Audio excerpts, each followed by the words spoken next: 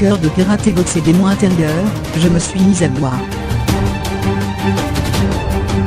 Une période difficile qui est désormais derrière elle. Cœur de pirate est réputé pour sa personnalité authentique, pour sa spontanéité. Ses fans l'apprécient car il ne triche jamais. Être à fleur de peau, ce n'est pas être faible, c'est vivre les choses à 100%, déclare-t-elle très justement, dans un entretien accordé mardi 6 février 2018 aux Parisiens.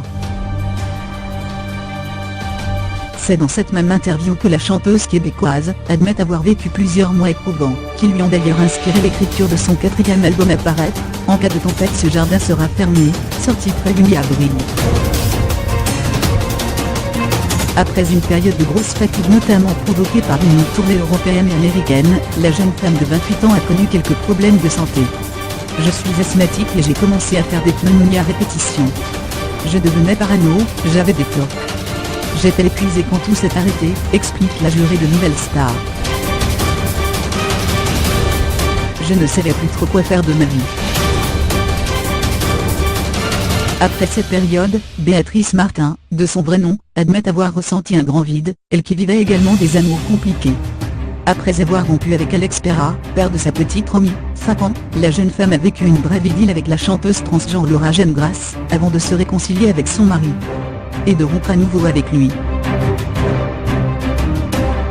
Au milieu de tous ces chamboulements, Cœur de pirate n'arrivait plus à trouver l'inspiration. Et s'est brièvement retrouvé face à ses démons. Je ne savais plus trop quoi faire de ma vie. Il y avait un truc qui n'allait pas. Je me suis mise à boire, je n'étais pas assez présent pour ma fille. Ma vie personnelle a explosé, a-t-elle ajouté. C'est en se coupant finalement de tous les réseaux sociaux, que Cœur de pirate a pu prendre du recul pour se sortir de cette période sombre. Et se pencher sur sa nouvelle création. J'ai arrêté de boire et là, toutes les émotions sont remontées, et j'ai pu en faire des chansons. Mon futur album sera un résumé de tout ça. Tout ce que je vis, mes démons intérieurs, je les mets dans les chansons, la musique est une forme de thérapie, a-t-elle conclu.